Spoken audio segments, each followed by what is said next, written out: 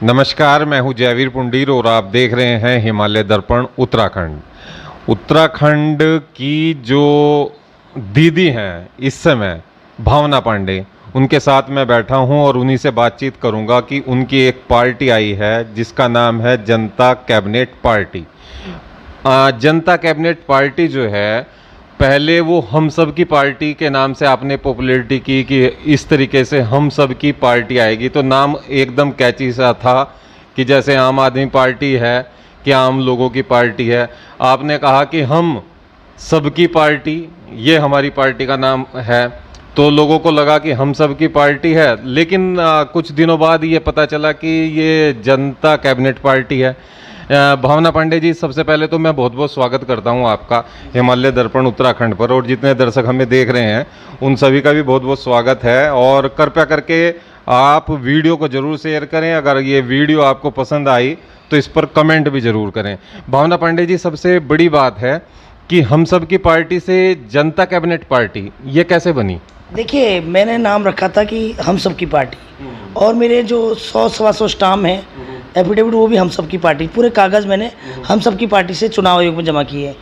और होता क्या है, चुनाव आयोग 4 नाम मांगती है, तो हम सब की पार्टी यूपी के किसी आदमी की रजिस्टर्ड थी। अच्छा। तो इस वजह से सेकंड नंबर में मैंने जनता कैबिनेट पार्टी रखा था, और जिसका शॉर्ट फॉर्म है JCP। अच्छा। JCP।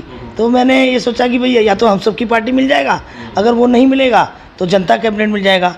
तो अभी तक इन लोगों की कैबिनेट थी, नेताओं की, अब जनता की कैबिनेट बनेगी। तो इसलिए मैंने जनता की कैबिनेट नाम पार्टी का रखा। तो चुनाव आयोग से मुझे उसका अप्रूवल मिला है। नाम की चुनाव आयोग में इस नाम से कोई रजिस्टर्ड नहीं है, और अभी अखबारों में आया है, और 30 दिन का नोटिस पीरियड है, और उसके बाद 45 दिन के अंदर पार्टी का सर्टिफिकेट मिल जाएगा, और ऑफिस का वेरिफिकेशन भी ये लोग करके चले गए हैं। तो इसलिए मेरे को जनता कैबिनेट पार्टी मैंने सेकंड नंबर में रखा था, वो मुझे अप्रूवल मिला है। वो अप्रूवल मिल गया है जनता कैबिनेट पार्टी के नाम से। तो जनता कैबिनेट पार्टी की बात अगर करते हैं भावना जी, सबसे बड़ी बात है कि आप कई बार विवादों में भी आ जा रही हैं। ये भी देखने को आता है कि आप हर किसी को लपेटने की कोशिश करते हैं, चाहे वो बड़े बड़े लोग हैं, उनको भी आप नहीं छोड़ती। तो मतलब ये निडरता है, इसको क्या कहा जा सकता है? कि राज्य आंदोलनकारी आप हैं, ये माना जा रहा है कि राज्य आंदोलनकारी हैं, लेकिन बहुत सारे लोग नहीं जानते कि आप राज्य आंदोलनकारी रहे हैं। ये भी सवाल खड़ा हो जाता है कि राज्य आंदोलनकारी रहे थे तो कब राज्य का आंदोलन किया, ये भी एक सवाल है। ऐसा है, देखो, राज्य आंदोलनकारी वो लोग नहीं जानते जो पैदा भी नहीं हुए थे। देखिए, ये 27 साल पुरानी बात है। जितने पुराने आंदोलनकारी हैं, चाहे राजेंद्र शाह हो, और आपके प्रताप शाही हो, राजेंद्र रतूड़ी हो, और आपका राजेंद्र सिंह, एक राजेंद्र भाई हैं कांग्रेस के, ये सब लोग, इनसे पूछिए मैं आंदोलनकारी हूँ। भाई, इतना बड़ा साक्षात किशोर उपाध्याय कांग्रेस का नेता है, उसके साथ तो मैंने मंच शेयर किया है, और वो थोड़ी मुकर सकता है। और दूसरी बात, प्रधानमंत्री कार्यालय में जो मेरा नाम रजिस्टर्ड है वो तो नहीं मुकर सकता ना। अब तो मैं सोच रही हूँ ITI लगा के मैं अपना नाम मंगवा लूँ, जिस समय हम प्रधानमंत्री कार्यालय में हमारी साइन होते थे।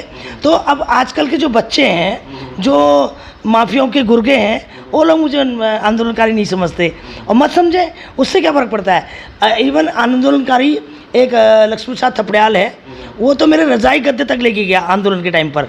हमने डबल बेड के रजाइयाँ रखी थी, और दिवाली में हमें बोनस मिला था, तो बड़ी बड़ी सुंदर सुंदर सनील की रजाइयाँ मैंने रखी, वो भी उठा ले गए ये लोग कि भाई हम लोगों को जंतर मंतर में ठंड लगती है।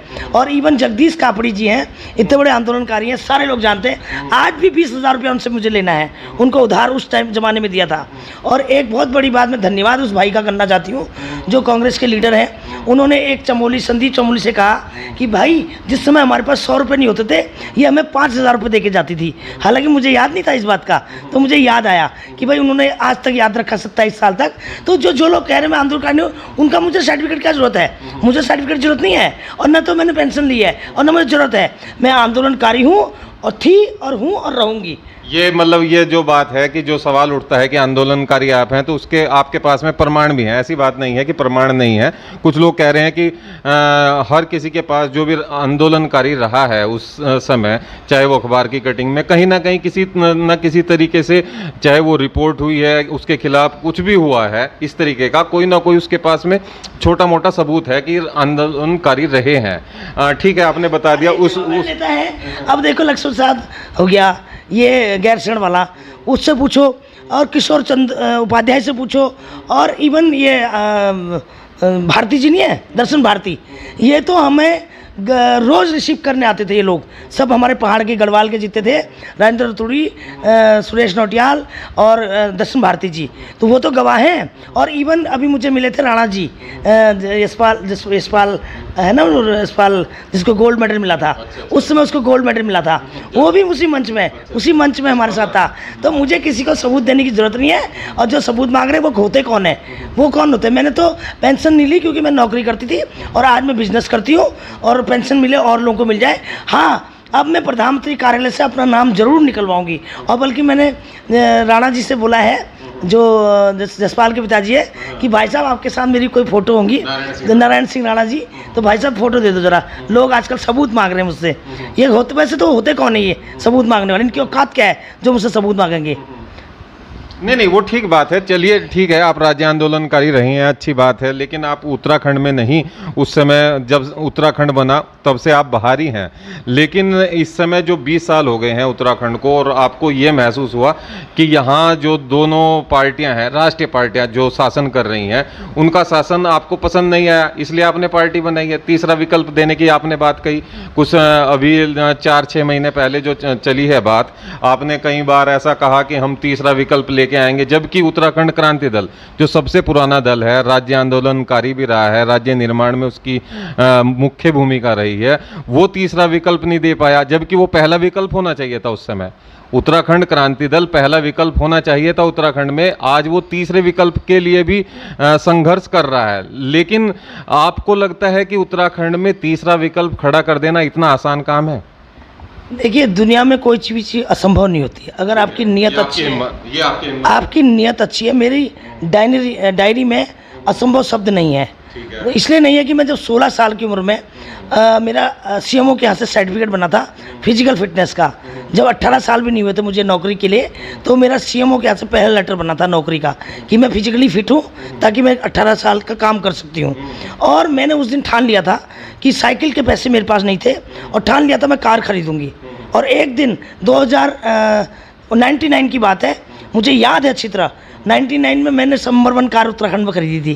पहली लैंसर थी जो मैं लाई थी उत्तराखंड में। और उसके बाद 2003 में पहली कैमरी, टोयोटा कैमरी, जो उस समय इंडिया में बनती नहीं थी, बाई शिप आती थी, वो मैं लाई। और जो कि नारायण पाल, मोहन पाल, ये बहुत अमीर लोग हैं हमारे उत्तराखंड के, ये लोग भी मुझे मजाक में कहते हैं हमारे पास छोटी बहन है, आपके पास बड़ी बहन। तो कहने का मतलब है कि ज़िंदगी में अगर इंसान चाहे तो कुछ भी संभव हो सकता है। और ऐसा कुछ नहीं है, उत्तराखंड बहुत छोटा सा राज्य है। जब क्या कहते हैं, यूकेडी जरूर तीसरा विकल्प होती, हम भी यूकेडी के लिए अच्छी भावना रखते हैं, मगर यूकेडी चंद लोगों ने जो है यूकेडी का सत्यानाश मार दिया। और अभी भी देखो, आए दिन देखिए यूकेडी के नेता किस तरह की बेवकूफ़ी भरी बातें कर रहे हैं जो नहीं करना चाहिए। और यूकेडी में न तो ये लोग बिजनेसमैन जोड़ पाए, न अच्छे नेता जोड़ पाए। तो इन लोग की 2-4 लोगों की पार्टी है, तो उनमें भी चाट भाड़ है।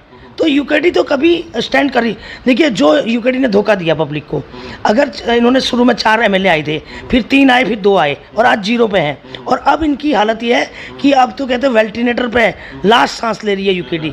तो अब कितना भी अगर हम कोशिश करें कि हम यूकेडी को संवार दें, नहीं संवर सकती। और इसलिए यूकेडी की तरह ही मैं भी एक आंदोलनकारी हूँ। अगर वो भाई पार्टी है तो मैं बहन हूँ यूकेडी की, ठीक है। मैंने इसीलिए जो है लोकल एक क्षेत्रीय पार्टी बनाने का प्लान किया है, और जो बना दी, और जिसका अप्रूवल आ चुका है, और 1 महीने के अंदर सर्टिफिकेट मिल जाएगा। और कैंडिडेट मैं वो लड़ा रही हूँ जो कैंडिडेट राज्य मंत्री लेवल के हैं, कैंडिडेट वो लड़ा रही जो निर्दलीय हैं, जो 13,000 वोट पाए, 25,000 वोट पाए, 10,000 वोट पाए, और उनको लड़ा रही हूँ जो ब्लॉक प्रमुख लेवल के लोग हैं। कुछ उसमें भाजपा के, कुछ कांग्रेस के हैं। तो क्योंकि नेता तो इन्हीं के पास है, यूकेडी के पास तो नेता ही नहीं है। और मैं तो अभी नई पार्टी बनाई हूँ, तो नेता तो मुझे नहीं। यूकेडी के पास भी नेता हैं। अब आने वाले समय में कुछ युवा हैं जो अच्छे काम कर रहे हैं, बेहतर प्रदर्शन है। ऐसा नहीं है कि नेता नहीं है, नेता तो आएंगे जाएंगे, ऐसा तो है ना। देखिए, ऐसा है मेरी आपकी पार्टी में। अच्छा, एक बार बताइए, मोहन काला जी अच्छे आदमी हैं, ठीक है। अगर मोहन काला जी जैसे ये 70 आदमी जोड़ते तो मैं कहती यूकेडी के बाद नेता हैं। आप और नाम बता दीजिए जरा। शांति प्रसाद भट्ट जी हैं, ठीक है, और आपका पुष्पेश है, और एडी जी बुजुर्ग हो गए अब, ठीक है, और आपके दिवाकर भट्ट जी का नाम अध्यक्ष पद से वैसे इन्होंने गायब कर दिया। तो नेता अब मुझे बताइए चौथा 5वां आदमी। और मैं तो मोहन काला जैसे उससे भी मजबूत। मतलब आप ये कहते हैं कि उनके पास में 5, 7, 10 लोग हैं जिनको आप नेता कह सकते हैं, बाकी तो नहीं है। हाँ बिल्कुल बिल्कुल, अगर आज देखा जाए तो इनके पास 7-8 सीट लड़ने के लिए। अभी देख, सबसे बड़ी बात है कि उनके पास चंदे की प्रॉब्लम है, फंड की प्रॉब्लम है। अगर आज मैं अगर बात करती हूँ तो कम से कम मेरे पास ये तो है, ये आपने सामने पोर्टल देखा होगा, ये सीबीआई ने 9 अप्रैल को मुझे छोड़ा है। ये सारी ज़मीनें हैं मेरी, सब रजिस्ट्रियाँ हैं, सीबीआई ने फ्री कर दी इसको, क्योंकि मेरा केस खत्म हुआ तो ये फ्री कर दी। तो इसको मैं बेचने को तैयार हूँ। इस उत्तराखंड राज्य का इतिहास मैंने कहा मैं बदलूंगी तो बदलूंगी, और बदलने आई हूँ और तो बदल के छोड़ूंगी, चाहे मुझे सब कुछ बेचना पड़े। अपने लिए मैं एक अन्नपूर्णा धाम बनाऊंगी और बाकी सब बेच दूंगी। इसी उत्तराखंड के राज्य को बचाने के लिए चंदा दूंगी। एक आंदोलन मैंने किया था, हम सब ने किया था। कल मेरे इसको कोई आज आर्मी के पुंडीर भाई का फ़ोन आया कि बहन जी एक आंदोलन हमने तब किया था उत्तराखंड राज्य लेने के लिए, एक आज बचाने के लिए वैसा ही आंदोलन करना पड़ेगा। तो इसलिए आज मैं आह्वान करती हूँ, उस पुंडीर भाई को धन्यवाद भी करती हूँ, और जिन्होंने मेरे को ऐसी विचार मेरे दिमाग में रखा। तो आज उत्तराखंड को बचाने के लिए हमें एक आंदोलन फिर दोबारा से करना पड़ेगा। एक चीज़ और है भावना पांडे जी, सबसे बड़ी बात है कि आपने कहा कि मैं सब कुछ कर सकती हूँ अपने उत्तराखंड के लिए, इतना उनके पास में प्रॉब्लम है, पैसे की प्रॉब्लम है, उनके पास में पैसा नहीं है। ये वो भी मानते हैं, यूकेडी के नेता भी मानते हैं इस बात को कि हमारे पास में पैसे की दिक्कत है, फाइनेंशियली हम स्ट्रॉन्ग नहीं है दूसरी पार्टियों की तरह। अगर आप तीसरा विकल्प खड़ा करना चाहते थे, चलिए अब तो आपने बना दी अपनी पार्टी, तो यूकेडी को आपने सपोर्ट क्यों नहीं किया? जो चीज़ आप यहाँ पे कर रहे हैं तो कहीं ना कहीं आपको उसका भी लाभ मिलता, ऐसा आपको लगता है? अच्छा ये बताओ, यूकेडी में आज 4-5 नेता हैं। नहीं, आपके पास तो नेता होंगे ना, उन्हीं को जोड़ते ना। सुनिए, अगर यूकेडी में 4-5 नेता हैं, उनके भी 4 मुंह हैं, एकता तो उनमें है ही नहीं। आप देखिए ना, इतना छोटा राज्य, गढ़वाल डिवीजन अलग कर रखा है, कुमाऊं डिवीजन अलग कर रखा है, तो इतने 5 आदमी भी इन्होंने फाड़ कर रखे हैं। तो इस पार्टी में जाके टेंशन कौन लेगा? आप मुझे बताओ ना। एक नया विकल्प अपने हिसाब से देना चाह रहे हैं, मतलब बिल्कुल हम आंदोलनकारियों की जो इच्छा थी, जिसके लिए हमने राज्य लिया था, और बहुत सारे आंदोलनकारी मेरे साथ हैं और महिलाएं हैं। और सबसे बड़ा बात है कि मुझे इस समय महिला और युवाओं का बहुत सपोर्ट मिल रहा है। डेली के 200-250 कॉल मैं अटेंड करती हूं, और आज युवाओं में एक क्रांति आ रही है। उनको लगता है कि भावना दीदी जो है एक युवा, मतलब युवाओं के लिए कुछ करेगी, महिलाओं के लिए कुछ करेगी। तो इसलिए मुझे उम्मीद है कि उत्तराखंड का युवा एंड महिला का, अभी मैंने पार्टी नहीं बनाई है और आज भी मेरा नाम नंबर 1 चल रहा है। मैं आपको बता रही हूँ, मैं नहीं कह रही हूँ, मुझे फ़ोन आते हैं, आप लोग को भी आते होंगे, पूरे दिल्ली में लोग जब कहते हैं, और मुझे, मैं मैसेज पढ़ा सकती हूँ, मेरे मोबाइल में इतने सुंदर सुंदर मैसेज आते हैं कि भाई आप, मतलब वीडियो देख देख के लोग इतना, उनको मेरी बातों से सहमत हैं। और जो मैंने 31 साल में झेला है, जो परेशानी झेला है, वही परेशानी आज का युवा झेल रहा है। आप मुझे बताइए, अभी वो बात ठीक है, वही चीज़ है कि आज रोजगार की सबसे बड़ी समस्या है युवाओं के सामने, ये बहुत बड़ी समस्या है। सरकार जो है उस हिसाब से उपलब्ध नहीं करा पा रही है रोजगार की अगर बात करते हैं, या दूसरी चीज़ों की बात करते हैं, भ्रष्टाचार की बात करते हैं, बहुत सारी चीज़ों में भ्रष्टाचार भी है। लेकिन सबसे बड़ी बात यह है कि आपकी जो पार्टी है उसका रोड मैप क्या है, ये भी तो जानने की कोशिश होगी हर किसी की, कि सब लोग चुनाव में आते हैं, पार्टियां नई नई पार्टियां आती हैं, एक पार्टी अभी और भी आ गई है जो अभी क्या, वो तो काफ़ी लंबे समय से भी काम कर रहे हैं, लेकिन इस बार उन्होंने घोषणा की है कि हम 2022 के चुनाव में जाएंगे, जो दिल्ली में शासन कर रहे हैं। आज आम आदमी पार्टी, आज उनके खुद केजरीवाल जी भी आए हैं, उन्होंने कहा है कि हम 300 यूनिट बिजली फ्री देंगे। उत्तराखंड के लिए हमारे पास में रोड मैप तैयार है, उनके पास रोड मैप तैयार है, आपके लिए क्या रोड मैप है?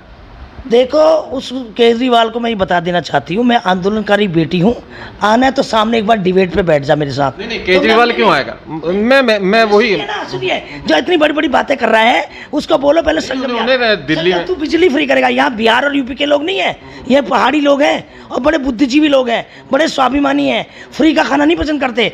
और क्योंकि वो बर्तन मांज लेंगे, ड्राइविंग कर लेंगे, उनको फ्री का कुछ नहीं चाहिए। वो सोच रहा है कि जैसे यूपी बिहार के लोगों को फ्री बिजली देकर, और फिर 6 महीने बाद कहता मेरे पास तनख्वाह देने के पैसे नहीं है। और केजरीवाल का नाम मत लो, अगर उसको तो मैं बाजू में दबा दूं ना तो पानी भी नहीं मांगेगा। नहीं, भावना पांडे जी, देखिए क्या है कि वाद विवाद करने के लिए तो बहुत बड़ी चीजें हो जाती हैं। मैं ये कह रहा हूँ जनता कैबिनेट पार्टी जी। उसका भी विजन होना चाहिए। उनका विजन है, ठीक है, उन्होंने क्लियर कर दिया। भारतीय जनता पार्टी का अपना विजन है, कांग्रेस का अपना विजन है। कांग्रेस के नेता भी कह रहे हैं, हरीश रावत जी, उन्होंने कहा कि हम भी 200 यूनिट बिजली फ्री कर देंगे अगर हमारी सरकार आती है, कांग्रेस की सरकार आती है। हर कोई बिजली की बात कर रहा है कि बिजली फ्री देने से काम हो जाएगा मैं आपको एक चीज़ बता दूं। आपकी पार्टी का क्या? देखिए मैं आपको बताती हूँ, ऐसा है बिजली, पानी एंड हेल्थ, ये तो पूरे देश में फ्री होना चाहिए। ठीक है। पूरे देश में फ्री होना चाहिए। आप विदेशों में चले जाइए, आज बिजली, पानी और हेल्थ सुविधा फ्री है। ये तो हमारा हिंदुस्तान है, यहाँ कुछ नहीं हो सकता। और ये तो हमारा जन्मसिद्ध अधिकार है, बिजली, पानी और उसकी बात। और जहाँ तक रही ये 300 यूनिट देंगे, मैं तो कह रही हूँ मेरी सरकार है कि तो मैं तो सोलर लगाऊंगी, इनकी बिजली तो चली भी जाएगी, ग्रिड फेल हो सकता है, बिजली खत्म हो सकती है, पानी, मैं तो सोलर की हर सोलर व्यवस्था हो जाएगी। और सबसे बड़ा मेरा मेन फोकस मेरा है महिलाओं का स्वास्थ्य, बच्चों की शिक्षा और युवाओं का रोजगार। देखिए जो 12 लाख मेरा युवा है, मेरा पहला काम होगा कि 12 लाख युवा जो मेरा प्रवासी हो गया है, जो आज दर बदर की ठोकरें खा रहा है, उनको वापस बुलाना मेरा पहला मकसद होगा। कि ये जो 70% लोगों को नौकरी देनी है इंडस्ट्रियों में, और वो मेरा पहला मकसद होगा। सारी क्या कहते हैं ये प्रथा, लेबर प्रथा ख़त्म करके, और मेरे पहाड़ के लोगों को, जो बिहारियों ने, ये बिहारी अधिकारी आए तो उन्हें बिहारी ठेके, बिहारी लेबर, सब कुछ बिहारी है यहाँ पर, कुछ नहीं है यहाँ पर। इनके वोटर बिहारी, आप रोहिंग्या ही बिहारी, जितने आप से 8-10 सीटें ऐसी हैं भाजपा की, इन्होंने सारे बाहर के लोग, आप देखिए मसूरी से लेकर इस्लामपुर तक देख लीजिए आप, उमेश काऊ के क्षेत्र में और गणेश जोशी के क्षेत्र में पूरी झुग्गियाँ बसा रखी इन्होंने, और उनके अवैध वोट बना रखे हैं। और जो कि वो वोट कैंसिल होनी चाहिए, उनका वोट नहीं दिया जाना चाहिए। अगर उनकी रजिस्ट्री नहीं है पक्की जमीन, तो वोट भी अवैध होना चाहिए। और उनको क्यों नहीं विस्थापित किया जाता? अगर आज आपदा आ जाए, कोई बड़ी आपदा आ जाए, तो ये सारे बेचारे, उनकी जानों से खेला जा रहा है। उनको मेरा कहना ये है कि जितने भी देहरादून के अंदर या उत्तराखंड के अंदर झुग्गी झोपड़ियाँ हैं, जो हमारा उत्तराखंड का मूल निवासी है, जो उत्तराखंड का रहने वाला है, उसको विस्थापित किया जाए। उनकी जान के साथ खेल रही है भाजपा भी और कांग्रेस भी। कांग्रेस आती तो 10,000 झुग्गी बना देती है, बीजेपी आती तो 20,000 बना देती है। तो यही खेला चल रहा है, पूरा उत्तराखंड इंक्रोचमेंट। तो इनको कोई फुर्सत नहीं है। देखिए आज कोरोना टाइम था तो इन्होंने, एक आदमी बाहर नहीं निकला, 1-1 करोड़ रुपए इनको दिया, वो 1-1 करोड़ भी कभी इन्होंने राशन दवाई नहीं खर्च किया। और उसके बाद जैसे ही लॉकडाउन खुला तो मुख्यमंत्री की दौड़ में ऐसे आगे जैसे बंदर आते हैं, दौड़ लगा के, एक कह रहा मैं, मतलब हर आदमी सतपाल महाराज जी मुख्यमंत्री बना जाते हैं, हड़क सिंह मुख्यमंत्री, अबे मुख्यमंत्री बना जाते हैं। क्षेत्र में तुम, इनको पता है अगली बार ये क्षेत्र में जीतने वाले नहीं है, एक आदमी नहीं जीतेगा, ये मैं गारंटी के साथ कह रही हूँ। क्योंकि इसलिए कि महिलाओं की आवाज़ है ये। महिलाएं कहती हैं कि भाई जिन्होंने कोरोना टाइम में हमें दवाइयाँ नहीं दी, हमें पूछा नहीं, घरों के आगे बाहर से मना कर देते थे, घर के अंदर दुबक के रहते थे ये लोग, और डर के मारे, इतना इनको मौत का डर था। और अब आज मुख्यमंत्री के सपने देख रहे हैं। शर्म मानी चाहिए नेताओं को।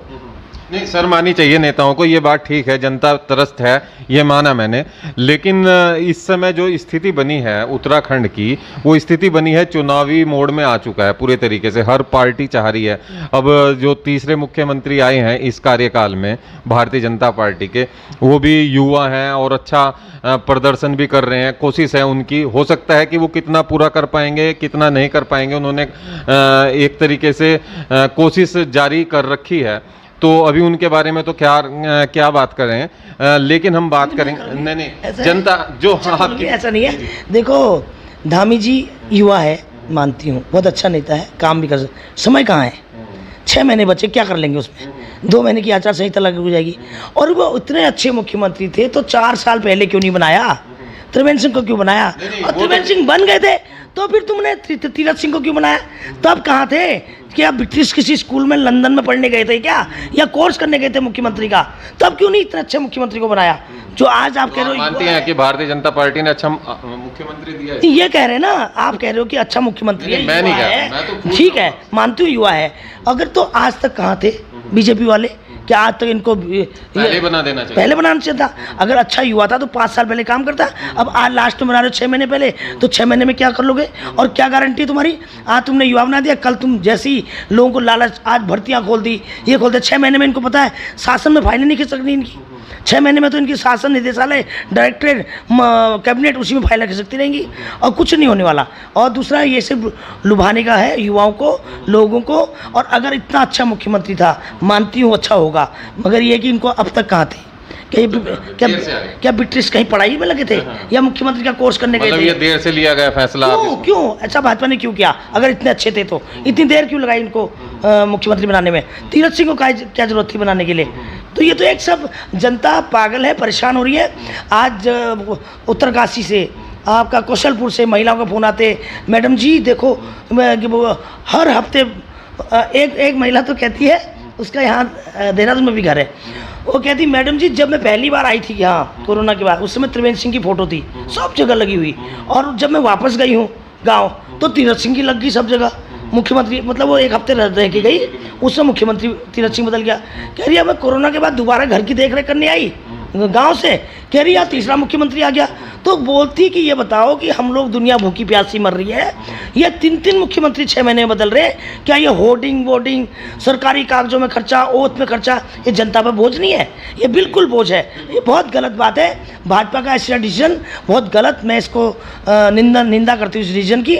और मैं ये कहती हूँ इतने बड़े बड़े हमारे सलाहकार समिति के लोग हैं दिल्ली में, तो हमारे उत्तराखंड में क्यों नहीं दखल देते भाई? जब 4 साल पहले त्रिवेंद्र सिंह रावत को बनाया था, क्या उस समय इनको नहीं पता था इतने सालों से वो आरएसएस की वो निकम्मे आदमी है या काम नहीं करेंगे? तो क्यों बनाया? नहीं ठीक है, वो चेक हो गए, उन्हें लगा कि शायद जनता खुश नहीं है उनके व्यवहार से या जो भी उनका रहा होगा, उस पर मैं चर्चा नहीं करूंगा। बात हम करेंगे कि ये जो आप ने कहा कि हमारी जो जनता कैबिनेट पार्टी है, जनता कैबिनेट पार्टी किस तरीके से, भावना पांडे अचानक से 1 साल ही शायद हुआ होगा जहां तक मेरी जानकारी है कि 1.5 साल तो कोरोना को हो गया। हाँ। मैं तो कोरोना से पहले फरवरी 2019 में पार्ट ऑफिस ली थी 2019 में, उसके बाद फिर कोरोना चल गया मार्च से कोरोना शुरू हुआ। फिर उसके बाद 2020 की बात है शायद, क्योंकि साल वाल थोड़ा मैं कन्फ्यूज हो जाती हूँ, फिर बाद में लोग कहते हैं हो जाता है कई बार सालों का गड़बड़। और उसके बाद 1.5-2 साल हो गए। और पार्टी भी बनाने का मेरा कोई मकसद नहीं था। मैं आपको बताऊं पूरी बात स्टोरी कि जब मैं प्रकाश पंत जी मेरे बड़े भाई समान थे, जब वो मुझे कहे कि भावना तुम मिर्ज़ापुर में बिजनेस कर रही हो, मैंने सरकार के साथ मेरी लीज है 3 लीज है सरकार के साथ, तो उन्होंने कहा कि तुम उत्तराखंड आओ और हमारे युवाओं को भी रोज़गार मिलेगा और तुम लीगल काम कर आओ यहाँ पर। तो कई लोग मुझे बताते हैं कि मैं खनन माफिया हूँ। अरे माफिया तो होते हैं जो चोरी करते हैं, हम तो लीगल बिजनेसमैन है, कंपनी है, और जो सरकार को पैसा देती है माफिया नहीं होता कभी। कई लोग लिखते हैं ना फेसबुक में, अच्छा कि आप मतलब इनकम टैक्स पे करते हैं और पूरा हिसाब किताब देते हैं, इनकम टैक्स देते हैं, सब कुछ करते हैं। और दूसरा लीगल, अगर सरकार को पैसा दे तो लीगल बिजनेसमैन हो गए ना। माइनिंग का काम तो लीगल कोई भी कर सकता है, क्रशर वाला भी करता है, सब करते हैं। जो माफिया होते हैं ये चोरी करते हैं, जो चोरी करते हैं, जो सरकार को अवैध खनन करते हैं। हम तो वैध काम करते हैं। तो मैं यहाँ पर आके अपने एक पार्टनर को लेके आई और मैंने 6 करोड़ रुपये, 2,93,00,000 एक पट्टे में जमा है। आज भी सरकार में जमा है मेरा, आज भी। और एक बेचारा संदीप भाई हमारे ख़त्म हो गए, और उनके साथ मिलके हमने, चंडीगढ़ का लड़का था संदीप, अभी एक्सीडेंट में ख़त्म हो गया, उसके साथ मिलके 1,04,00,000 रुपये एक स्वराज नाम के पट्टे पे जमा करा था। और इसी तरह जो है 35 लाख एक किसान को दे रखा है, 35 लाख एक किसान को दे रखा है, और सरकार में 64 लाख की रॉयल्टी के, तो टोटल लगा के 6 करोड़ रुपये के करीब हमने खर्च कर रखा है। तो इनके पास एनओसी नहीं भैया, एनओसी नहीं इनके पास। कांग्रेस की सरकार जब थी स्टेट में, सेंट्रल में भी, इनको तो मालूम ही नहीं है कुछ। किसी नेता को नहीं मालूम कि 350 करोड़ रुपए साल का नुकसान खा रहे हैं लोग। और 2300 करोड़ मैंने 13 जिलों से वो लिया है, 13 जिलों से वो लिया है, ITI लगा के ये लिया है कि भाई इन्होंने क्या कर रखा है यहाँ षड्यंत्र। कुछ माफियाओं का देखिए जो शासन में रहे, शासन के लोग बाहर के लोगों से इफेक्टिव थे। सहारनपुर हो गया, पोंटा साहब हो गया, यमुनानगर हो गया, कि वहाँ के जो माफिया हैं, सारा जितना भी उत्तराखंड में काम हो रहा है रोडों का, सब सामान पत्थर बाहर से आता है। हम कितने बड़े समझदार हैं, समझदार कहूँगी या बेवकूफ़ कहूँगी, हमारे यहाँ से गया हुआ पत्थर हम उसको 100 रुपये कुंटल खरीद रहे हैं। कितने बड़े मूर्ख हैं हम। यहाँ से जा रहा है यहीं हम उल्टा खरीद रहे हैं उसको, उल्टा 100 रुपये, 105 रुपये, 95 रुपये। हम कितने बड़े मूर्ख हैं। और इन लोगों को नहीं पता, ये इतने बड़े बड़े मुख्यमंत्री के दावेदार, विजय बहुगुणा और आपके हरीश रावत, आपके कोश्यारी जी, यशपाल आर्या, इन लोगों को पता नहीं है कि तुम 350 करोड़ रुपये साल 20 साल से नुकसान खा रहे हो, 16 साल से तुम नुकसान खा रहे हो। जब से ये बाबा एक फर्जी बाबा खड़ा हुआ 104 क्रेशर आज अवैध खनन कर रहे हैं। हालांकि अभी तो अवैध खनन बंद है, 2-4 क्रेशर चोरी चारी करते हैं। और इसमें सबसे बड़ा गेम बात था रंजीत रावत ने गेम खेला हरीश रावत के टाइम पर, सारा अवैध खनन स्टार्ट इसने कराया, सारे क्रेशर। इसका तो मुझे पूरी स्टोरी पता है, इसने मशीनें उतार दी थी वहाँ। इसी के चक्कर में वो बाबा खड़ा हो गया तो आज तक इनके पास एनओसी नहीं है। कांग्रेस की सरकार स्टेट में थी, भारत सरकार ये एनओसी नहीं लाए। स्टेट में बीजेपी की सरकार थी, केंद्र में बीजेपी सरकार, ये एनओसी नहीं लाए। भाई साहब इनको लेना देना क्या, और फिर भीख मांगते हैं केंद्र से, हमारे पास तनख्वाह के लिए पैसे नहीं है, हमें पैसे दे दो। तो इनको पता होगा तभी तो। कौन सा कैबिनेट मंत्री, जरा मैंने इनसे कहा मुझे बुलाओ, तुम में दम है तो बुलाओ, मैं सबके सामने बताती हूँ कि कहाँ पर गलती हो रही है। आज भी अगर खनन डायरेक्टरेट से फाइल मंगाई जाए तो 350 करोड़ रुपये साल का जो आता था वो लॉस है। और 2300 करोड़ रुपये का इन्होंने क्या कर रखा है माफियों ने, कि 1 किलोमीटर अप स्टम्प और डाउन स्टम्प कि आप लीगल खनन नहीं कर सकते। उसके चक्कर में क्या है कि पट्टा नहीं कर सकते। तो हमारा तो पूरा पहाड़ पे 2-2 किलोमीटर पर पुल है, तो वो तो पूरा 10,000 15,000 हेक्टेयर ज़मीन ऐसी है जो ये चोर माफिया नेताओं के गुर्गे, और आज माफियों के खिलाफ आवाज़ उठा रही हूँ। एक किसी ने मुझे आज सुबह बोला, बहन जी आप ऐसे लोग के खिलाफ आवाज़ उठा दो, आपको डर नहीं लगता? मैंने कहा मुझे कोई डर नहीं लगता, जो होगी देखी जाएगी, मुझे कोई फ़र्क नहीं पड़ता। मगर माफियागिरी है, ये नेताओं की चाल है और सब मिले हुए हैं उसमें। नहीं, एक चीज़ और भी है भावना पांडे जी, इतनी निडरता वाली कोई महिला शायद मेरा भी इतना समय हो गया मैंने भी नहीं देखी है यहाँ पे उत्तराखंड में, कि जिस हिसाब से आप बेबाक बोलती हैं, किसी को भी लाइन पे ले रही हैं और जो मन में आया वो आपने कह दिया एक तरीके से। और आप मतलब इस चीज़ को लेके विवादों में भी रहते हैं जी। कि कई बार आपने किसी को भी देखा उसी को कुछ भी आप बोल दे रहे हैं। लोगों का कहना है कि जो भावना पांडे हैं उनको बोलने का वो नहीं है कि ये उत्तराखंड है, ये भावना पांडे यूपी में रही हैं, यूपी वाली भाषा इस्तेमाल करती हैं उत्तराखंड में। नहीं, मुझे ये बताइए कि मैं तो एक खुला बोलती हूँ, जो कि आग तो नहीं लग रही, धुआं है, और मैं खुला बोलती हूँ, तो लोगों को बोलने की भाषा नहीं, यहाँ उत्तराखंड में क्या बोल दिया मैंने, ये बताओ ना। अगर मैंने आप पार्टी के कोठियाल को ये बोल दिया कि भाई इसने नहीं, तो वो क्या गलत बोल दिया? वो तो सच्ची बात है। अब मैंने उमेश कुमार को बोल दिया कि 2-2 रुपये की पैरास्टामोल बांट रहा है, 1 रुपये का मास्क बांट रहा है, 6 रुपये का वो सैनिटाइजर बांट रहा है, तो क्या बुरा बोल दिया उसमें? भाई किसी को मैंने माँ की गाली दी, बहन की गाली, क्या कहा मैंने? यही सच तो बोला है। ये सत्य बर्दाश्त क्यों नहीं हो रहा? जब लोग मुझे कह रहे हैं मैं सूर्पनखा हूँ, मैं तार का हूँ, वो सब तो इस्तेमाल नहीं की मैंने अभी तक। और मैंने तो उन महिलाओं को भी जवाब नहीं दिया क्योंकि वो हमारी उत्तराखंड के टाइटल लगा रही है, हम नाम ओरिजिनल है तो उत्तराखंड। देखिए मैंने सुना है कि वो अच्छा उत्तराखंड की कोई भी बच्ची मुझे गाली बकेगी, किस बात के लिए भाई? मेरे से कोई मतलब नहीं है। वो अगर वो उत्तराखंड की है तो किसी को भी गाली बकेगी। वो ठीक है, बच्चे हैं, बच्चों को नहीं जानकारी है होगी आपकी।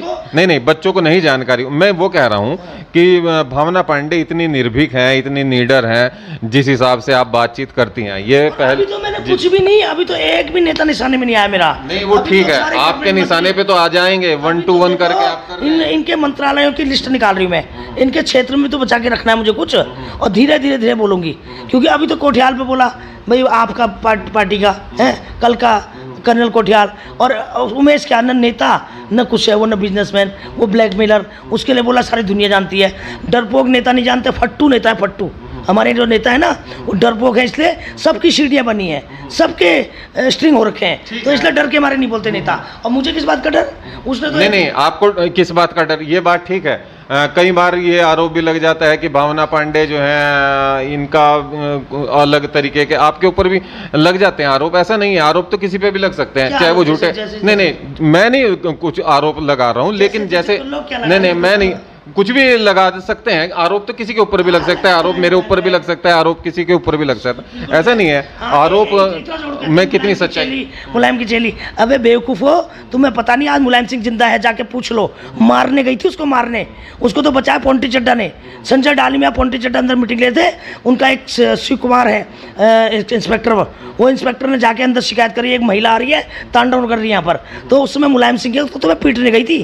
पूछ लो, आज भी इंटरव्यू कर लेना, जिस जिस दिन पहली बार मैं मिली थी झगड़ा हुआ था मेरा मुलायम सिंह के यहाँ, और जो मुझे मुलायम की चेली कहते हैं, बेवकूफ़ चेलियाँ होंगी वो किसी की, हम किसी की मुलायम की चेली। चलिए ठीक है, वो तो पुरानी बातें होगी, क्या था क्या नहीं था, लेकिन अब जो नई बात है, नए जो 20 साल उत्तराखंड को हो गया, आपको लग रहा है कि अब हम तीसरा विकल्प देंगे। तीसरा विकल्प के लिए युवाओं के लिए आपने बता दिया, लेकिन एक जो रोड मैप है वो कहीं ना कहीं अभी दिखाई नहीं दे रहा। मैं आपको बता रहा हूँ, रोड मैप बताओ, अभी तो पार्टी का रजिस्ट्रेशन आने दो, मैनिफेस्टो मेरा आएगा तैयार होकर, अभी संविधान बना है, जमा हुआ है, मैनिफेस्टो जब आएगा तो मैं उसमें सारा रोड मैप बता दूंगी कैसे कैसे। फिलहाल मैंने आपको बता दिया शॉर्ट में कि महिलाओं का स्वास्थ्य, महिलाओं को सम्मान, और युवाओं को वापसी, घर वापसी, और जितना भी हमारे उत्तराखंड में रोज़गार है, हर बाहर का आदमी अगर रोज़गार करेगा तो हमारे उत्तराखंड का उसमें हिस्सेदारी होनी चाहिए 5% हिमाचल की तर्ज पे।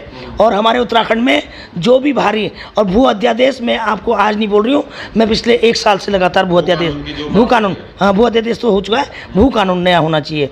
और देखिए आज जगह जगह माफ़ी है। अब मैं बता रही हूँ ना, कल की बात है कि बाहरी लोग आके हमें धमका रहे, 2 मिनट मेरी गाड़ी आगे पीछे करने में बाहर के लोग रह रहे हमारे प्रदेश में हमको धमकाते हैं। अभी मैंने देखा ऑफिस के बाहर तनेजा एक ऑप्टिकल वाला है, उसने मेरी 2 बार चालान कटवा दिया। बाहर के आदमी हमको गाड़ी नहीं खड़ी करने दे रहे अपने शहर में।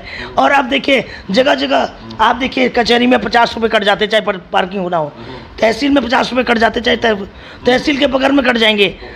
मतलब पार्किंग पार्किंग पार्किंग, इतनी पार्किंग है जगह जगह, पूरा माफिया का शिकंजा है।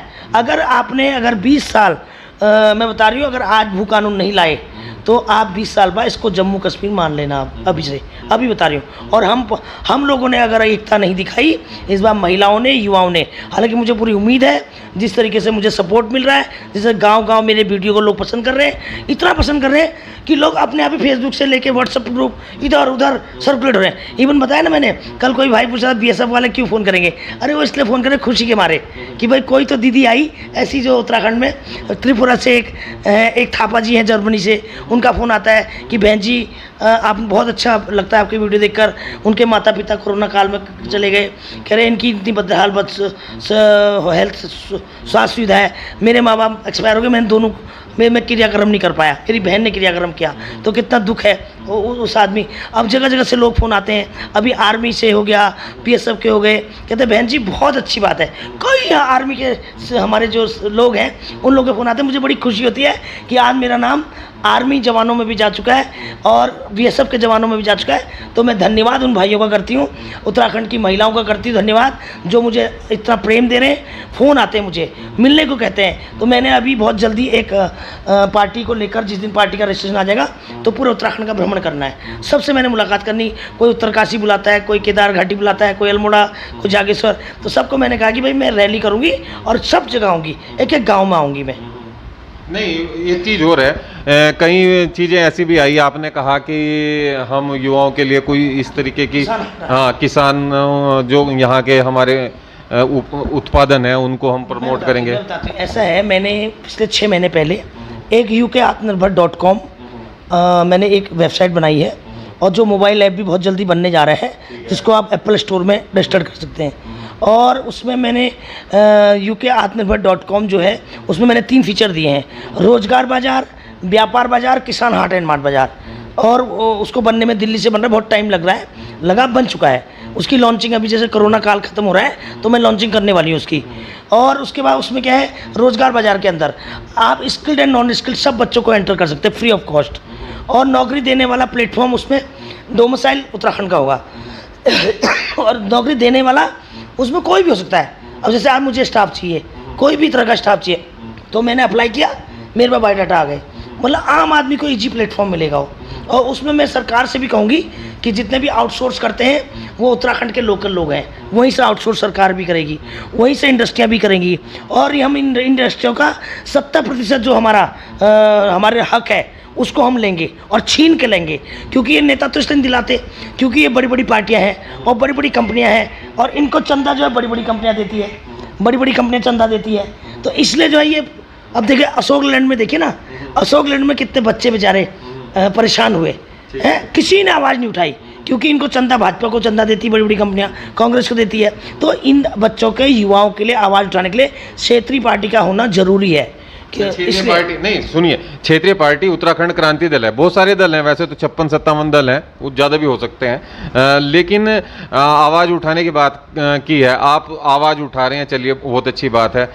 जितना आवाज़ उठाती है उत्तराखंड क्रांति दल, आपको नहीं लगता उनकी आवाज़ को कितना सुना जाता है, कितना नहीं सुना जाता? आवाज़ उठाने किस तरीके? देखिए उत्तराखंड आंदोलन आपने किया है तो आपको तो आवाज़ उठानी चाहिए। देखिए ऐसा है, मेरी बात सुनिए। अभी भू कानून को लेकर आपने बात कही कि ठीक है भू कानून हम लेके आए। हाँ जी। देखिए भू कानून तो देखिए मैं आपको बताऊं कैसे लाएंगे ये लोग, इन्हीं के तो पैसे फंसे सारे भाई। अगर इन नेताओं के जो पैसे हैं सब उसी में तो लगे, भू कानून नहीं लाएंगे, बिल्कुल नहीं लाएंगे। देखना भाजपा गवर्नमेंट तो लाएगी नहीं, क्योंकि सारे नेताओं की सहमति चाहिए, मंत्रियों की, वो नहीं लाएंगे क्योंकि मंत्रियों के सारे पैसे लगे हुए हैं। और भू कानून लाना चाहिए, और अब तो खैर बहुत देर भी हो गई है, इन्होंने चेंज क्यों किया उसमें? अगर ये जब शुरू में 500 था, उसके बाद 250 हुआ, फिर त्रिवेंद्र सिंह सरकार में ख़त्म ही कर दिया इन्होंने। तो अब क्योंकि इन्होंने सारे ज़मीनें खरीद रखी है, तो वो खैर बहुत लंबा मैटर है, उस पर कभी और चर्चा करेंगे क्योंकि वो बहुत डिटेल की बातें हैं। और दूसरी बात मेरा कहना है कि जो मेरा रोज़गार बाज़ार है उसी के अंदर मैंने एक व्यापार बाज़ार हो गया, मेरा एक रोज़गार बाज़ार हो गया। रोज़गार बाज़ार के अंदर मैं एट ए टाइम 3.5 लाख बच्चों को एंटर कर सकती हूँ, 3.5 लाख बच्चे, और उसमें नौकरियां मैं कोशिश करूंगी और आउटसोर्स करेंगे, और इंडस्ट्री से मैं बात करूंगी, और जो लोग नॉर्मल भी किसी को स्टाफ चाहिए वो वहाँ से ले सकता है। और इसी तरह व्यापार बाज़ार है, और व्यापार बाज़ार में छोटे छोटे मॉल जो आत्मनिर्भर बनना चाहता है उसको मैं खुलवा के दूंगी, सुपर 99 एंड डेली नीड के। अब किसान हाट एंड मार्ट में आ जाइए। किसान और हाट मार्ट एक ऐसा है जो पुराने टाइम में आपने देखा होगा बाटर सिस्टम होता था, बाटर, कि अगर आज हमारे गाँव में किसी का पैसे नहीं है, नौकरी नहीं है, उसके बाद 5 किलो दाल है, वो दाल दे के जाएगा, उसके बदले उतने सामान का दाल जो उसको चाहिए, चीनी, चाय पत्ती, पेस्ट, साबुन, सर्फ, जो उसको नीड की जरूरत है वो देगा। बाटर आदान प्रदान, उससे क्या होगा, हमें ऑर्गेनिक सामान मिल जाएगा गाँव का, वो दिल्ली में बहुत महंगा बिकता है और लोगों को ज़रूरत है। आज पहाड़ की चीज़ों के लिए पहाड़ी लोग तरसते हैं। आज 40 लाख पहाड़ी मेरा बाहर है। मैं खुद पहाड़ी भट्ट घौत की दाल के लिए तरसती थी, मतलब इतना तरसती थी कि हमें मिलता नहीं था, तो उनको भी जी मिल जाएगा।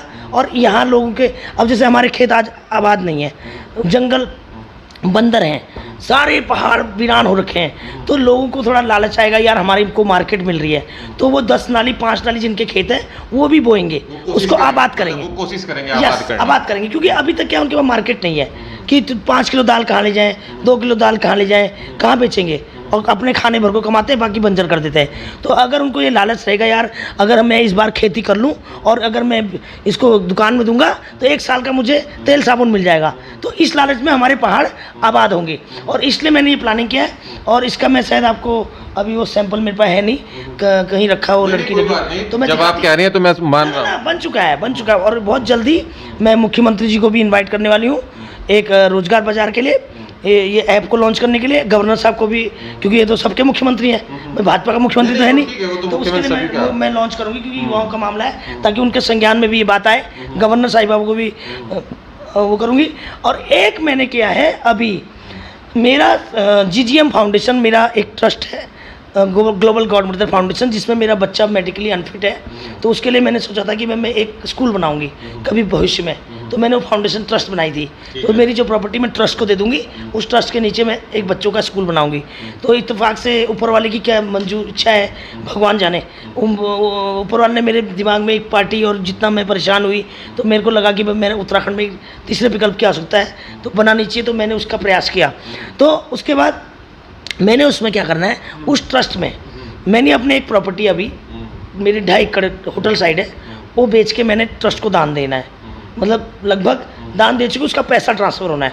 उससे मैं उत्तराखंड में 200 क्लिनिक बनाना चाहती हूँ। आज देखिए दवाइयों के लिए लोग इतना परेशान हुए, पैरास्टामोल, सिट्राजिन लोग ब्लैक करने लगे और परेशान हुए, दवाइयाँ, सर दर्द, जुकाम, बुखार, नॉर्मल आदमी भी डर के मारे, नॉर्मल बुखार भी आया तो उसमें भी लोग डरने लगे, तो दवाइयाँ इतनी ब्लैक हो गई, मतलब लोगों ने एडवांस नहीं मिल पाई। तो ऐसे लोगों के लिए मैं एक क्लिनिक बना रही हूँ, हर एक विधानसभा में 4, एक विधानसभा यानी 70 विधानसभाएं हैं तो 280। पहले फेज में मेरी 200 बनेगी, 50 विधानसभा, 200 क्लिनिक अभी मेरे 3 महीने के अंदर बन जाएंगी वो। अब मैं सिर्फ दुकानें ले रही हूँ, अभी तो मैं परचेज नहीं कर सकती क्योंकि बहुत लंबा बजट हो जाएगा। अभी मैं रेंट पे या किसी ने अपनी तरफ से दे दिया, रेंट पे लेंगे, और उसको हम एक फार्मासिस्ट रखकर और उसमें एक कंपाउंडर रखकर, उसमें एक स्ट्रेचर रखकर, और उसमें एक ऑक्सीमीटर हो गया, एक बीपी मशीन होगी, और एक आपका शुगर मशीन होगी, महिला प्रेगनेंसी किट हो गई, और जेनरिक दवाइयाँ हैं इसमें सारी फार्मासिस्ट के नाम से हम प्रधानमंत्री वाली जेनरिक दवाइयाँ लेंगे, जन औषधि केंद्र की वो रखेंगे। और उसमें सारी चीज़ें, सर दर्द, बुखार, जुकाम, खांसी, उल्टी, दस्त, पेट दर्द, पट्टी, कुछ भी इलाज हम वहाँ नॉर्मल बच्चों का करेंगे, लोगों का करेंगे। फर्स्ट एड आप वहीं से दे देंगे, जो भी हल्की फुल्की बीमारी है उसके लिए इलाज उसको मिल जाएगा। बिल्कुल। कहने का मतलब ये है कि एक विधानसभा में 4, एक विधानसभा में 4 जो है वो क्लिनिक बनाने की बात हो रही है, हेल्थ क्लिनिक बनाएंगी। वो चुनाव से पहले निजी है। जी, वो निजी हैं, वो चुनाव से पहले ये सेवा के भाव से ये बात कर रही हैं कि हर एक विधानसभा में 4 इस तरीके का उनका योजना है बनाने का। तो जिस 200 शौचालय, 200 शौचालय भी। आज मेरे साथ क्या हुआ, मेरा छोटा बच्चा है तो उसको बाथरूम जाना है, तो मेरे 2-3 बार मैं गाली खा चुकी हूँ महिलाओं से कि वो तुम्हें तमीज़ नहीं है। अब वो तो बच्चा है, अब वो बेचारा कहीं भी आती है उसको तो करना होता है उसको। तो इसलिए मैंने तब मेरे दिमाग में आया कि जब मैं आज परेशान हूँ, तो इस तरह हमारे उत्तराखंड में जो लोग आते हैं कितना परेशान होते होंगे। अगर जितने आते हैं बाहर से टूरिस्ट आते हैं, कईयों की शिकायत भी आई। और हमारे उत्तराखंड की महिलाएँ भी, जब हम लोग धार्मिक स्थल जाते हैं, अभी मैं टपकेश्वर महाराज गई, वहाँ कोई वॉशरूम नहीं, कोई वॉशरूम नहीं है। वो महाराज जी के अंदर है, वहाँ जाके मैं बच्चे को लेके गई, तो किसी महिला को इतनी भीड़ में, किसी की तबीयत अचानक ख़राब हो जाए, किसी को बाथरूम जाना हो, कोई धार्मिक स्थल पे उत्तराखंड के शौचालय नहीं है। कितना दुख है इस उत्तराखंड में, इतना दुख इन नेताओं पे, मुझे दया आती है इन नेताओं पर, दया। एक शौचालय नहीं, और जो है तो वो बिल्कुल बंद पड़े हैं, जो है बंद पड़े हैं, बस एक बार कर दिए बस बात खत्म। इनको फुर्सत ही नहीं है मंत्रालय और मुख्यमंत्री बनने से। और इसी तरह बहुत लंबा इंटरव्यू लेते हो, मुझे वैसे भी गले की प्रॉब्लम नहीं, आपकी बातें ही ऐसी हैं, तो फिर सोच रहे हैं कि नहीं, असल में क्या है ना, देखिए मैं 30 साल दिल्ली रही, इतना पॉल्यूशन दिल्ली में है, आप नाक मुंह में काला, तो वो फेफड़ों में जाम है, फेफड़े खांसी आती है क्योंकि पॉल्यूशन खा के बैठे ना। तो मेरा कहने का मतलब है कि लंबा इंटरव्यू काफ़ी ज़्यादा हो जाता है, तो थोड़ा सा हो ही जाता है। अब सुनिए, अब दूसरा शौचालय 200 शौचालय में बनाऊंगी निजी। वो भी क्या है कि अगर मुझे सरकारी ज़मीन कोई मिल जाए, क्योंकि मेरे को उसमें अपना पार्टी बोर्ड भी लगाऊंगी भाई, अगर मैं वैसे परचेज करने की सोच रही हूँ जगह, या मुझे ग्राम पंचायत दे दे, क्योंकि मैं पार्टी का अपना प्रचार भी तो करूँगी ना। अगर मैं 70-80 हज़ार रुपये शौचालय में लगाऊंगी तो मैं उसका प्रचार भी तो करूँगी अपना। अगर सरकार इस शर्त पे मुझे देती है जगह कि भाई आप अपना बोर्ड लगा सकते हो, तो मैं सरकारी ज़मीन पे लगा दूंगी, नहीं तो मैं निजी ज़मीन प्रयास करूंगी लेने का। पहाड़ों में हर धार्मिक स्थल पे एक शौचालय, जहाँ अच्छे धार्मिक स्थल हैं। एक मेन बाज़ार, जैसे आप मसूरी चले जाओ, मसूरी में इतनी प्रॉब्लम है, ऐसे आप पहाड़ों में चले जाओ, कई जगह शौचालय है तो बंद है, कहीं है ही नहीं। तो महिलाएं जो आती हैं दूर दराज गाँव से 5 किलोमीटर चल के, तो गधेरों में जाती हैं गाड़ी के पीछे, तो कितनी प्रॉब्लम है, तो बहुत समस्या है। आप खुद से मेंटेन करेंगे? नहीं, उसको क्या करेंगे, शौचालय मैंने 1 टाइम इन्वेस्टमेंट कर दिया, वहीं लोकल आदमी को दे दूंगी, तू चला भाई, तू इसकी सफाई भी रखेगा, वो मैंने इन्वेस्टमेंट कर दी, उसको चलाएगा वो खुद ही, वो उसका 2 रुपये 4 रुपये देख रेख करेंगे, खुद ही उसकी खुद ही देख रेख करेंगे, जो भी वो करना है। क्योंकि मैं वहीं के लोकल मार्केट में किसी को इंचार्ज में, भाई आपको मैंने शौचालय बना के दे दिया, अब उसको चलवाओ, इसकी सफाई पानी मेंटेन करके सब रखना। वो सारी जिम्मेदारी उधर के लोगों की होगी कि जो वहाँ के लोग होंगे। ये जो क्लिनिक का आइडिया है ये भी अच्छा है। तो ये 3 महीने में आप कह रही हैं कि अभी चुनाव में तो टाइम है, चुनाव से पहले ये घोषणा जो है, घोषणा नहीं है, मजाक नहीं है ये। नहीं मजाक, मैं भी नहीं कह रहा हूँ मजाक है, मैं ये कह रहा हूँ तो कि कर दूंगी अभी 10 दिन बाद तो उद्घाटन शुरू हो जाएंगे। नहीं, ये नेता वाली घोषणा तो ना ना, मैं नेता मतलब आप नेता नहीं है उस हिसाब से। मैं तो आंदोलनकारी हूँ, मैं उत्तराखंड की बेटी हूँ। और देखिए आज हर आदमी अगर मैंने 200 शौचालय और 200 क्लिनिक अपने निजी पैसे से लगा, तो मेरा नाम तो नेताओं से बड़ा हो जाएगा, वैसे ही बड़ा हो जाएगा, इतना बड़ा नाम हो जाएगा। तो नाम के लिए आदमी मरता है, तो ये काम मैं अपने नाम के लिए करूँगी, और इसलिए करूँगी मेरा नाम भी होगा, लोग याद भी करेंगे, और साथ में सुविधा भी मिलेगी। आज जो परेशानियाँ लोगों को झेली, वो सुविधा भी मिलेगी, वो सुविधा भी मिलेगी। सबसे बड़ी समस्या स्वास्थ्य सेवाओं को लेकर रहती है पहाड़ों में, और 200 अभी हेल्थ क्लिनिक बनाने की बात कर रही हैं भावना पांडे जी। शौचालय बनेंगे, वो अलग हैं शौचालय, और लेकिन हर विधानसभा में 70 विधानसभाओं में 4 क्लिनिक बनेंगे, तो 280 क्लिनिक बनते हैं। अभी 3 महीने के अंदर 200 क्लिनिक की तैयारी उनकी है। भावना पांडे जी, सबसे बड़ी बात है, राष्ट्रीय दल बहुत ही आपको पता है दोनों दल कितने जबरदस्त हैं। 10-10 साल उन्होंने यहाँ पे शासन भी कर लिया, 2-2 योजनाएं उनकी रही है। वो इतनी आसानी से क्षेत्रीय दलों को पनपने नहीं देते यहाँ पे। यूकेडी इतनी पुरानी पार्टी है, उनके पास में ठीक है वो एक जो भट्ट जी हैं, दिवाकर भट्ट जी हैं, वो मंत्री भी रहे हैं भले, लेकिन फिर उसके बाद कुछ ऐसा नहीं है, उनको अवसर ही नहीं मिला। जनता भी उन पर विश्वास नहीं कर पा रही उस हिसाब से जिस हिसाब से करना चाहिए था। ये यहाँ की जनता की जो सोच है वो राष्ट्रीय स्तर की सोच है या क्षेत्रीय स्तर की सोच है, कोशिश तो है लेकिन उनको विकल्प नहीं मिल पा रहा। जो लोग हैं वो सोचते हैं कि क्षेत्रीय दल होना चाहिए, लेकिन क्षेत्रीय दल में कहीं ना कहीं वो समस्याएं हैं जो उत्तराखंड क्रांति दल में देखने को मिलती हैं।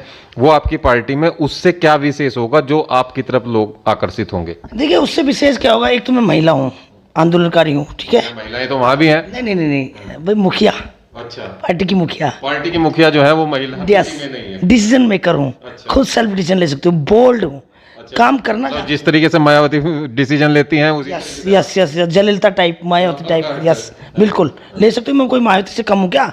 2003 में तो सरकार गिराने के जुर्म में मेरे पे केस बन चुका है। मायावती की सरकार गिराई आपने? 2003 में मैं गिरा चुकी थी और छोड़िए वो तो बहुत लंबी कहानी है, आप पढ़ लेना गूगल में। और दूसरी बात क्या है कि सबसे बड़ी बात है कि आज मैं एक महिला हूँ, मुझे दर्द पता है महिलाओं का। मैं एक गरीब परिवार से थी, मैं अस्पताल में मेरे पिताजी दम तोड़ दिया 58 साल की उम्र में, इलाज ना मिलने से, मुझे वो कष्ट पता है। और दूसरा आज युवाओं की समस्या क्यों समझती हूँ कि मैं ये युवा हूँ, 31 साल पलायन रहा। लोग पूछते मैं कहाँ थी अब कहाँ से आई?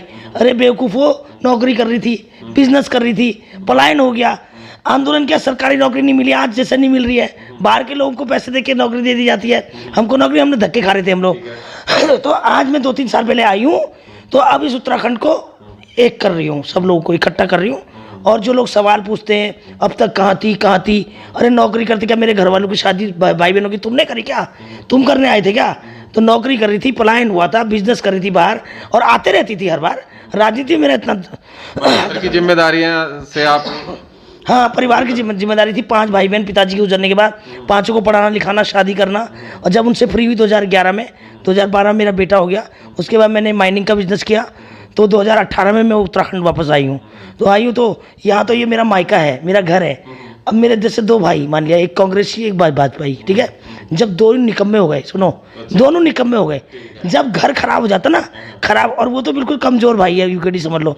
जब कांग्रेस और भाजपा, मतलब कहने का मतलब, मैं एक उदाहरण दे रही हूँ आपको, जब घर खराब होता है, निकम्मे भाई घर खराब कर देते हैं, तो उस समय बेटियां आती हैं दखल देने, घर को बचाने के लिए। सेम पोजीशन है आज, एक उत्तराखंड की बेटी उत्तराखंड को बचाने वापस आई है, और ये मैं लिख के दे रही हूँ, और आप सर जनता जानती है कि मैं उत्तराखंड की बेटी हूँ और उत्तराखंड को बचाऊंगी, और निश्चित बचाऊंगी, निश्चित बचाएंगी। और ये बहुत बड़ा वादा है, दावा है, और ये चुनावी भी नहीं कहा जा सकता, क्योंकि चुनाव से पहले ही ये जो चीज़ें हैं अगर करने की उन्होंने ठान ली है, और जो ठान लिया है वो उन्होंने करके छोड़ा है। सबसे पहला बात वही थी हमारी, सबसे पहला सवाल यही था कि असंभव मेरी डिक्शनरी में नहीं है।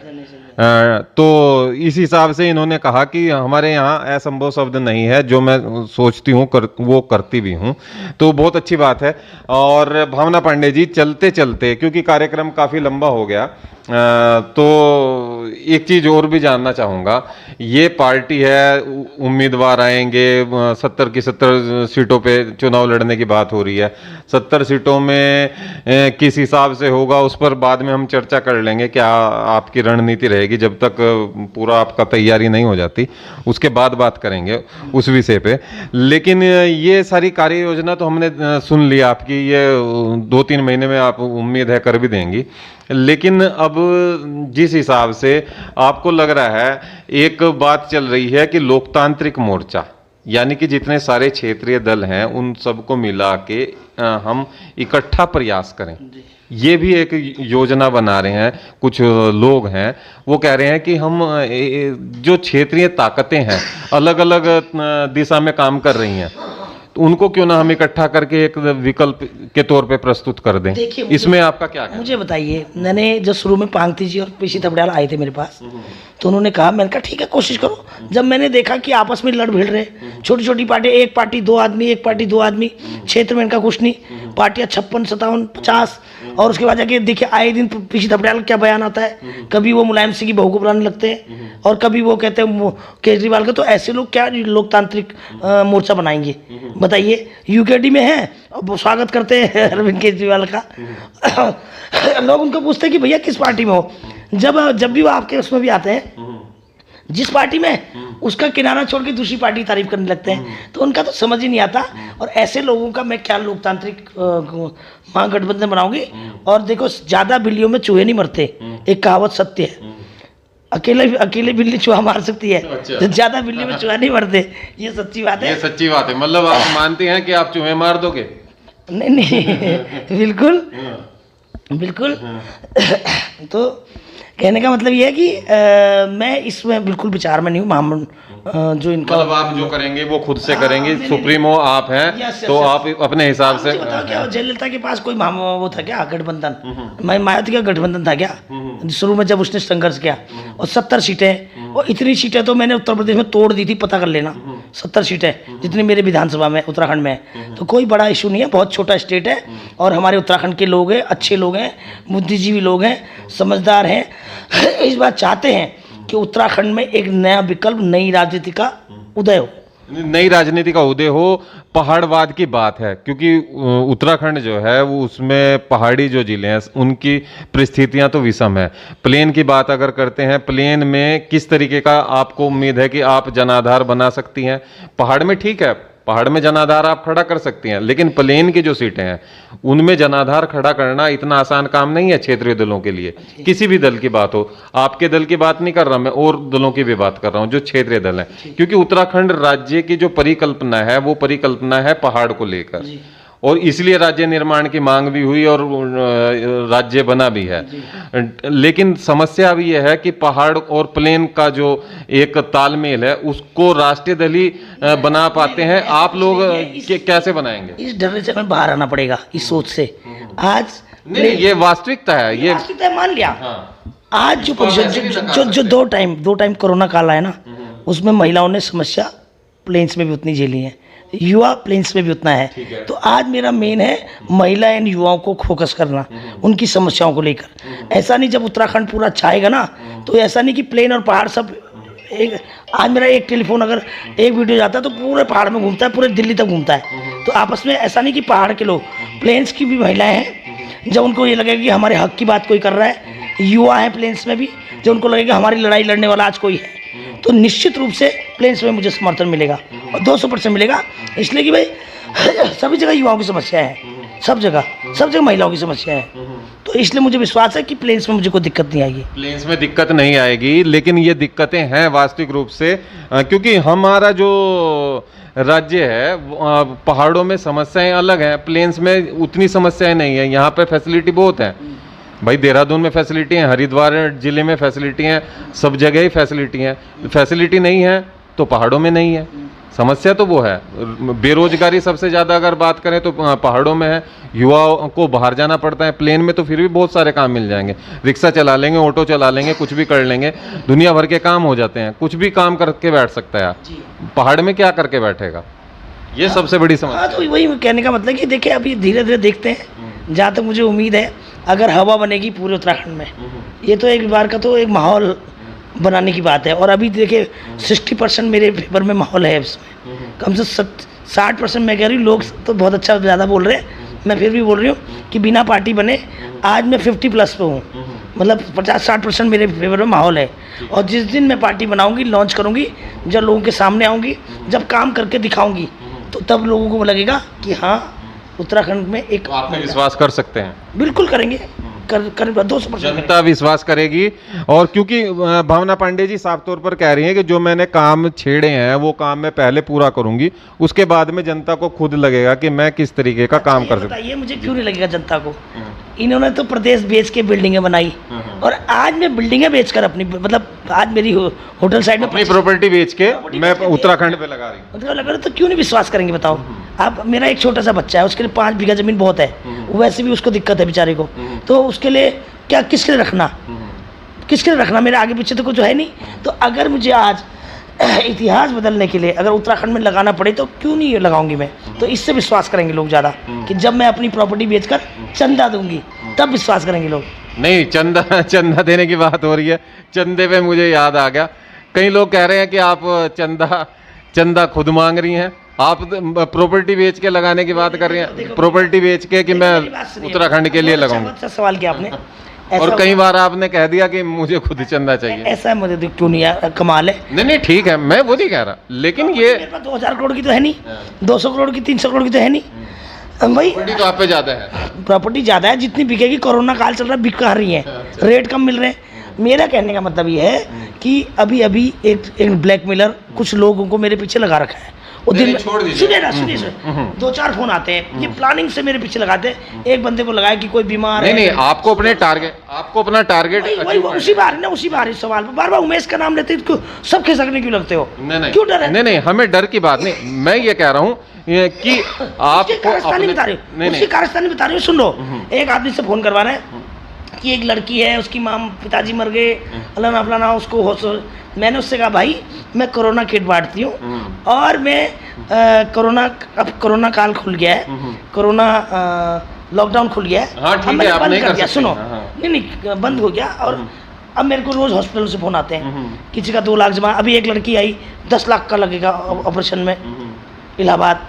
तो मैंने उसको बोला न तो मैं सरकार में हूँ, न मैं कोई प्रतिनिधि हूँ भाई, मैं तो कोरोना किट में नहीं, मेरा एक बजट था। मेरी जितनी अब उस आदमी से मैंने मजाक में ये कहा, मैंने कहा भाई अब तो मैं चंदा मांग रही हूँ, तुम लोग सब लोग 1-1 हज़ार रुपये इकट्ठे हो, जैसे आदमी बातों बातों में कहता है। अच्छा, मतलब ये इतना बड़ा दुर्भाग्य हमारा इस उत्तराखंड का, ऐसा नाच ने पीट रखा है। बताइए, आज 31 साल तक मेरा फोन रिकॉर्ड नहीं हुआ और अभी 2 बार रिकॉर्ड हो गया 1 महीने में। ये रिकॉर्डिंग प्रदेश जिसने बना रखा है उसको बर्बाद करूंगी, उसको यहाँ से बाहर करके छोड़ूंगी। और उसके बाद वो आदमी दूसरे दिन चला रहा है कि भावना पार्टी। नहीं, यहाँ पे अतिथि देवो भव की भावना है, आप किसी को बाहर कैसे कर सकते? अरे छोड़िए, अतिथि ऐसा अतिथि तो नहीं। आप तो अगर मान लिया कल को मुख्यमंत्री बन गए तो आप किसी को भी बाहर कर देंगे, मुझे भी उठा के बाहर कर दोगे कि जयवीर पुंडीर तो प्लेन का बन रहा है। आप स्ट्रिंग करने लगोगे ना, आप ब्लैकमेल करने लगोगे, आप गालियां बकवाओगे फेसबुक से। नहीं, ब्लैकमेल किसे करेंगे? मेरी बात सुनो, ब्लैकमेल अगर कोई गलत काम करेगा तो स्टिंग होगा।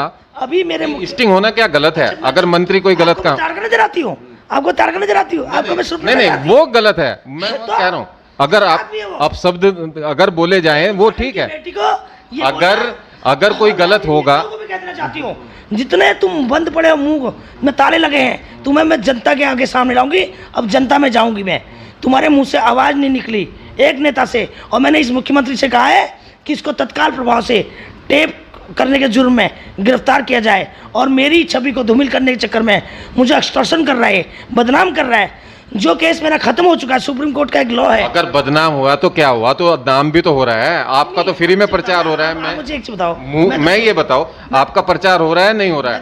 उन्होंने तो उनको तो धन्यवाद देना चाहिए आपको। वीडियो में बोला था। हाँ, आपको धन्यवाद देना चाहिए कि आपके माध्यम से कहना चाहती हूँ, उसको ये बोलना तेरे पे काम हम तो कोई बचा नहीं। अब तो एक काम कर, मेरी एड एजेंसी का काम ले ले, मेरे को पब्लिसिटी का सारा काम दे दूंगी, उसके लोग अच्छे ना, उसमें क्या है? तो आप पब्लिसिटी का दीजिए, पब्लिसिटी का काम उसी को दे दूंगी, उमेश के गुर्गो को, क्योंकि वो नहीं बड़ा चैनल है उनके पास में, आपको पब्लिसिटी तो चाहिएगी, ऐसा थोड़ा ही कि पब्लिसिटी नहीं चाहिए। तो अब सुनो ना, उसके बाद अब क्या करें, बोल पहाड़ी हल्ला बोल, क्या बोलो कि भावना पांडे ने 1,000 रुपए का चंदा मांग दिया।